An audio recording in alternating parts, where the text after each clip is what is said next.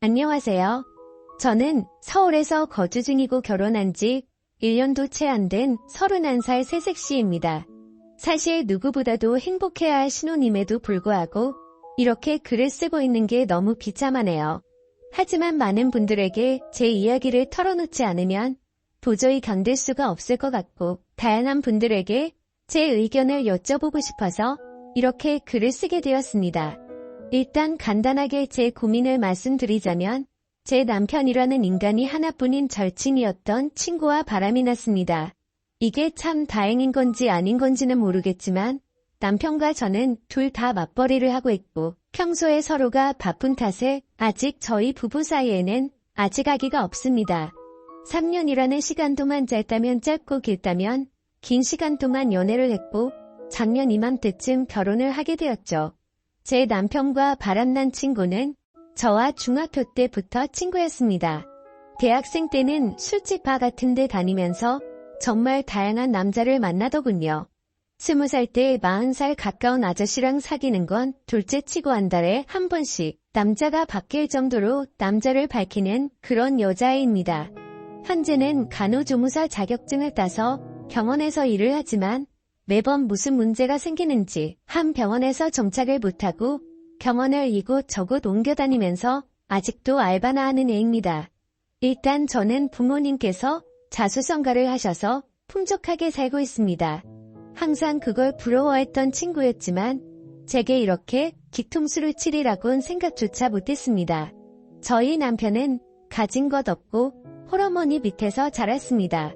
그래도 저 하나 사랑해주는 마음은 진실이 느껴져서 결국 결혼까지 했습니다. 결혼 전에 그렇게 부해하고 사랑한다며 노력하는 모습 때문에 넘어간 거죠. 결혼할 때 집도 서울 강남에 50평대 아파트를 저희 아버지가 구해주셨습니다. 일물 예단할 때도 남친 부담스러울까봐 제가 처녀 시절에 모아두었던 5천만 원을 자존심 상하지 않게 내 남편에게 투자하는 거라고 나중에 천천히 갚으면 되니까 부담 갖지 말아달라고 하면서 통장을 줬습니다. 그 돈으로 남편은 예물 예단을 준비했고 결국 제 돈으로 다 한 셈입니다. 아무튼 제 남편은 모아두었던 3천만 원 정도를 결혼에 쓴 걸로 알고 있습니다. 그런데 돈이 아깝다는 게 아니라 돈은 하나도 아깝지 않았습니다. 어차피 제 남편 될 사람이고 저와 평생을 함께할 사람이니까 괜찮다고 생각했습니다. 그런데 남편은 결혼 후에 다니던 직장을 갑자기 그만두더니 저희 아버지 회사로 들어가면 안 되겠냐고 하더군요. 그래서 아버지께 말씀드리고 낙하산으로 들어가긴 했지만 매일같이 야근에 엄청나게 열심히 일하더라고요. 그런 모습에 아버지도 좋아하셨고 저도 남편이 뿌듯했었죠. 그런데 그랬던 남편이란 놈이 제 친구와 바람이 났네요. 핸드폰에 있던 그 노년들의 사랑한다는 문자들. 페이스북 안 한다던 남편 놈이 가맹으로 만들어서 하고 있고 들어가서 보니까 야근한다고 출장 간다고 했던 날 친구랑 놀러간 사진도 있네요. 어쩐지 아버지는 남편 5박 6일이라고 했는데 6박 7일이라고 할 때 뭔가 이상했지만 믿었습니다. 나중에 저희 아버지 돌아가시면 집이며 회사 땅 별장 모두 다 지 거라고 댓글에 써놓고 저보다 친구 몸매가 더 좋고 이쁘다는 둥 널 더 빨리 만났으면 우리에게 아기도 있었을 텐데 등등 이따위 말들을 서슴없이 적어두었더군요. 두 사람의 증거 다 가져다 놓고 저녁에 저희 집으로 불렀습니다. 결혼 전에도 한 번씩 같이 놀았기에 눈치채지 못하게 자연스럽게 같이 저녁이나 먹자고 했습니다. 근데 이것들이 겁도 없는지 둘이 같이 들어오더라고요. 앞에서 만났다면서요. 제 친구는 제 표정을 보더니 어디 아프냐고 묻네요. 너무 불쾌하고 열받았지만 침착하고 증거들을 던지면서 이혼하자고 말했습니다. 그러자 남편이란 놈은 갑자기 무릎 꿇고 울면서 잘못했다고 하네요. 친구도 미안하다고 제 남편 사랑해서 자신이 큰 실수했다고 합니다. 진짜 너무 사랑하고 평생을 함께하고 싶어서 그랬다네요. 이런 모습을 보고 있자니 눈물도 안 나오고 웃음밖에 안 나오더라고요. 그래서 끝나는 건 끝나는 건데 궁금한 부분들을 침착하고 물어봤습니다. 얼마나 만났는지 물어보니 만난 지 8개월 되었다고 하네요. 저랑 결혼을 한 지 1년밖에 안 됐으니 4개월도 안 되어서 바람 폈다는 겁니다. 정말 짜증나고 더 들을 것도 없겠다 싶어서 당장 짐 싸서 나가라고 했습니다. 그리고 나서 시어머님께 알렸습니다. 처음에는 우리 며느라가 참으라고 타이르면서 말씀하시더니 결혼한 지 1년이 다 되어가는데 1년만 더 지켜보자며 그 1년 동안 아들 못 낳으면 너의 바램대로 이혼하라네요. 참 사람으로서 어떻게 이렇게 뻔뻔한지 대단하더군요. 그냥 더 이상 말도 섞기 싫어서 남편 놈 보고 앞으로 회사는 나오지 말라고 했습니다. 그리고 이혼 절차 받기 위해 법원 가기로 했습니다. 1분 1초도 더 끌고 싶지 않고 하루라도 빨리 끝내고 싶었고 내 친구라는 사람과 뒹굴었던 인간만도 못한 놈 절대로 돈 한 푼도 안 주고 내쫓아야겠다는 생각이 들더군요. 근데 웃긴 건 제 친구는 제 남편이 잘 사는 줄 알더군요. 제가 남편 기죽이기 싫어서 집도 남편이 해왔다고 말했었거든요. 그리고 제 이름 앞으로 있는 경기도 별장도 남편 거인 줄 알더라고요. 친구도 딱 봐도 팔자 고치고 싶어서 돈 때문에 붙어먹었나 본데 어디 한번 두고 보자는 마음이 들었습니다. 참, 이게 뭐가 좋은 일이라고 이렇게 글까지 쓰고 있는지 정말 씁쓸하네요. 아무튼 이후 전에 시어머니였던 사람을 만났습니다. 전화를 받고 부랴부랴 집으로 찾아오셨더라고요. 그래서 제가 모아두었던 글과 사진 등등 모든 걸 다 보여줬습니다. 그걸 보더니 하는 말이 남자는 다들 한 번씩은 바람핀다. 며느라가 내가 이해하고 용서하고 살라고 하네요. 저는 그 사람 믿었고 성실한 모습에 반했고 저만 사랑해주는 모습에 결혼까지 한 건데 결혼한 지 4개월도 안 돼서 바람을 폈는데 무슨 용서를 하냐고 저는 이미 이혼하기로 마음먹었다라고 하니까 그럼 저더러 짐 싸서 나가라고 하네요. 너무 어이가 없었지만 여기가 내 집이고 다 내 물건들인데 내가 어디를 나가야 하는 거냐고 나가려면 아범이 나가야 하는 거 아니냐고 반문했더니 이 집은 자기 아들 거라면서 저더러 짐 싸서 몸만 나가라고 하시더군요. 자기 아들 인생 망쳐놨으면 됐지 왜 집까지 떼어서 가려 하냐고 말하고 쐐기를 박더군요. 결혼한 지 1년이 다 되어가는데 아들도 못 낳는 네가 문제 아니냐고 하셨습니다. 너무 열받아서 제 솔직한 마음으로는 무슨 누망이 났나 이 생각이 들었습니다. 정말 너무 어이가 없어서 무슨 소리 하시는 거냐고 물어봤더니 남편이 결혼할 때 집을 순전히 자기 돈으로 했다고 시어머니한테 말했다네요.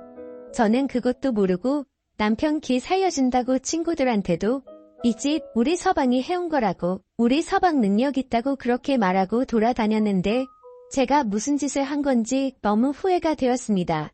결혼 전에 제가 요쪽을 낼 때 겨우 3천만 원 보탰으면서 이 집을 사왔다니요. 이렇게 뻔뻔한 사람인지도 처음 알았습니다. 그 사람 결혼 전에 임용고시 준비한다고 해놓고 돈벌이가 없으니까 컴퓨터 수리하는 거 배워서 여기저기 다니면서 일했던 사람입니다. 그런 분들을 비하하는 건 절대 아닙니다. 근데 이렇게 능력 있는 척 뻔뻔한 모습이 너무 황당할 따름이네요. 아무튼 저랑 결혼한 뒤 하나뿐인 딸이고 하나뿐인 사위니까 어차피 나중에 다 물려줄 텐데 라는 생각으로 경영 수업 받는다는 마음으로 회사에 들어왔었던 것 같네요. 아무튼 그 길로 임용고시도 때려쳤습니다. 근데 그렇게 여유가 없던 인간이 강남에 50평대 아파트를 샀다고요? 상식적으로 시어머니도 뻔히 알 텐데 우기는 게 말이 안 나오더라고요. 저는 더 있다가는 큰 사고 칠 것 같아서 시어머니를 내쫓듯이 집으로 돌아가시라고 보냈습니다. 진심으로 앞으로 더 이상은 얼굴도 마주치고 싶지도 않고 말조차 섞기도 싫었거든요. 그 길로 남편이란 친구를 집으로 불렀더니 또 같이 오더라고요. 밖에서 뭔 짓거리를 했는지 암튼 남편 오자마자 울면서 미안하다고 정말 미안하다고 다시는 안 그런다고 용서해달라고 무릎 꿇고 싹싹 빌더군요. 친구는 그런 남편 옆에서 왜 그러냐고 나랑 같이 살기로 한 거 아니냐고 우는데 참 가관이더군요. 그러니 때 남편은 싫다면서 자신은 주관지쳐 안 버릴 거라고 너라는 그냥 즐긴 것 뿐이라고 하면서 지가 사랑하는 사람은 저라고 그러더군요. 이 말 듣는데 순간 마음이 약해져서 결혼 전 그 사람 모습이 떠오르면서 순간 눈물이 날 뻔했습니다. 근데 이 친구 저보고 나 너 남편이랑 잤다고 우리 같이 여행도 갔고 애기도 가질 거라고 네 남편은 날 사랑한다고 했고 우리 어제도 같이 모텔 갔다고 제발 이 사람 좀 놔달라고 말하더라고요. 심장이 덜컥 내려앉는 게 글로만 사진으로만 보다가 친구의 입에서 이런 더러운 말을 들으니 너무 화가 나서 친구 뺨을 때렸습니다. 그러니까 친구는 더 미치고 팔짝 뛰면서 욕을 하면서 네가 뭔데 날 때리냐? 이 남편 네가 간수해야지. 네가 간수 못해놓고 왜 자신을 때리냐고 소리를 지르면서 이혼해라. 그리고 재산 다 두고 가라고 말하더군요. 집이랑 별장 이 사람 거니까 다 두고 가라고 위자료 받을 생각 말라고 하는데 역시나 얘는 모든 게 다 남편 건 줄 알았던 겁니다. 저희 집제가 중학교 때까지 엄청 가난하다가 고등학교 때 이 친구 만날 때부터 사업이 잘 풀려서 부유하게 자랐습니다. 항상 친구는 저한테 부럽다고 자기는 나중에 유부남이라도 돈 많은 남자 물 거라고 하더니 장난이 아니고 진심이었던 것 같네요. 그 말을 듣다 기가 막혀서 제가 말했습니다. 이 집과 별장 남편 기 살려주려고 남편이 해온 거라고 했지만 우리 아버지가 해주신 거고 명의도 내 명의로 되어 있다고 말했고 남편이 너한테 무슨 말을 짓거린지는 모르겠지만 네가 사랑하는 이놈 한 푼도 없고 이젠 직장도 없다고 있는 사실을 다 말해줬습니다. 그 말을 듣더니 그 친구 멍하니 눈만 껌뻑거리면서 저를 쳐다보네요. 그러고서 고작 하는 말이 거짓말하지 말라고 하더군요.